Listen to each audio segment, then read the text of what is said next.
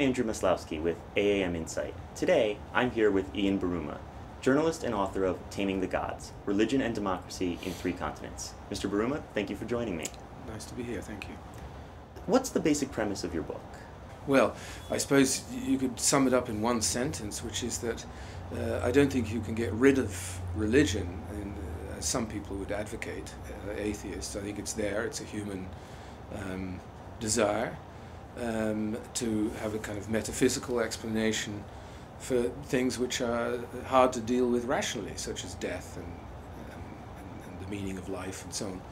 And so all you can hope to do is to tame the sort of violent impulses that can be inspired by religion. And so the book is really about how to reconcile religion, religious authority, reveal truth, and so on, with liberal democracy, which, after all, does not depend on absolute truths, but needs to find a way to resolve conflicting truths or conflicting interests.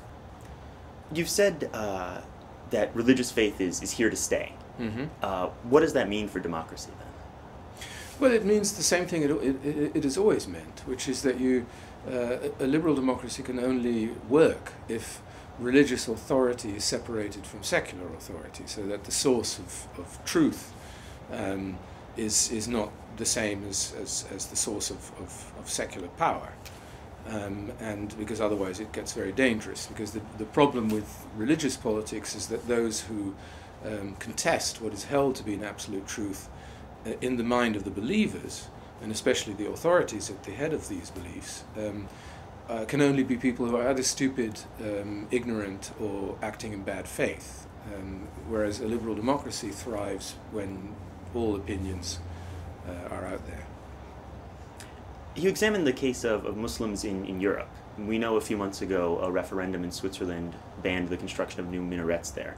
Does that tell us anything about Swiss attitudes toward Muslims or European attitudes more generally? Well, I think it does, because I think it shows that populists have managed to whip up a general fear of Muslims.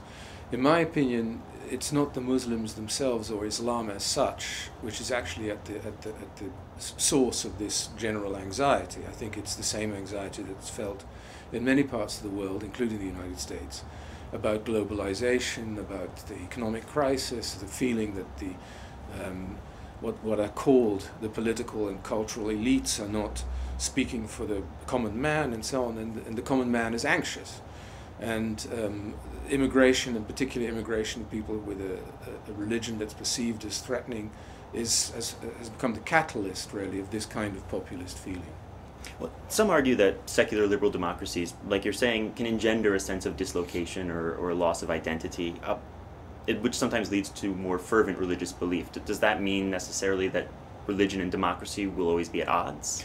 No, I don't think that liberal democracy creates dislocation. Liberal democracy doesn't pretend to have the answers to questions that religions deal with, such as the meaning of life. But I don't think it creates it. I think what I argued more was that attempts to stamp out religion, even banning it, usually lead to worse forms of irrational politics, and you saw that in communist societies, but also in the various forms of fascism. What you get is that religious belief is then replaced by a secular variety, often following a political leader, and that leads to far worse things than finding a space for religion. You've argued a bit that people are often attracted to religious faith or religious ideology, not for theological reasons, but more for political reasons. What does that say about people's understanding of politics and religion? What I meant by that was that, for example, if you look at the motives of young European Muslims who become terrorists, who are affiliated loosely with Al-Qaeda type organizations, who for religious reasons want to destroy Western society and build the perfect Islamic state and so on, that I don't think the explanation for their behavior is theological or has something profound to do with the nature of Islam. I think it's people who look for revolutionary change, who want to destroy the world as they see it, to found some ideal utopia, it's almost incidental. That can take so many different shapes and forms, and that depends on the time and place people are living, on circumstances. And in this case, Islam is a ready-made cause. Related to this, do you see links then between religious orthodoxy and political extremism? Not necessarily. I think many people see them as the same thing.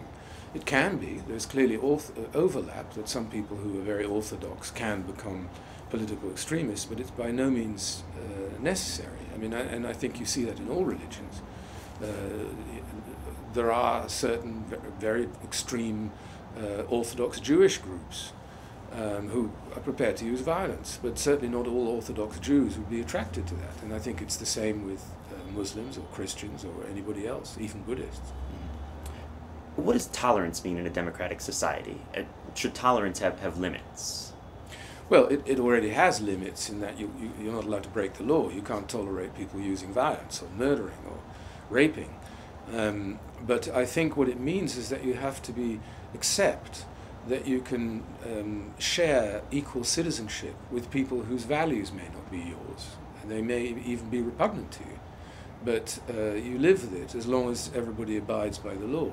And this is not something that everybody believes in. I mean, some people think that a society, even a democratic society, will only work if everybody shares the same values. And I think that idea can lead to intolerance, because it means that people who don't share the same values either have to be persuaded or coerced, and otherwise kicked out in some way.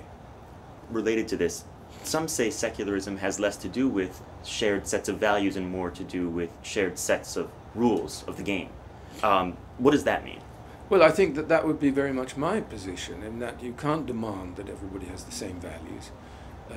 If you take a society like the United States, it's clearly people don't have share the same values, but you do all agree to abide by the law.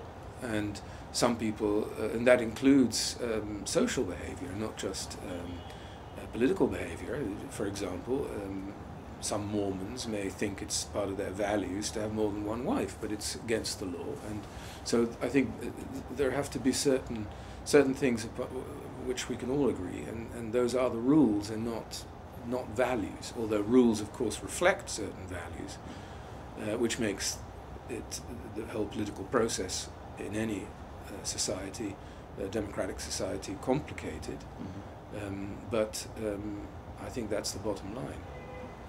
Okay, to wrap up, I'd like to ask, in your book you talk about the appropriate role for religious belief in the political arena.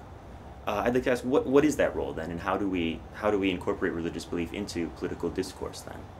Well, I think it's entirely legitimate for people to take positions that are based on their religious beliefs, particularly if those positions can be rationally discussed. For example, and as a positive example I used in the book, Martin Luther King. His fight for civil rights was clearly inspired, not only but inspired by his religious faith. And that's something that can very easily be something that is part of the political discussion. Where it gets tricky is things like abortion, euthanasia, and so on. But again, I think these things can be politically worked out. And it's entirely legitimate for people to take views that are based on their beliefs. What is not legitimate is that the revealed truth of a particular religion should be imposed on others simply because some believe that they've got a direct pipeline to God. Thank you very much, Mr. Buruma, for taking the time to speak with us. Pleasure.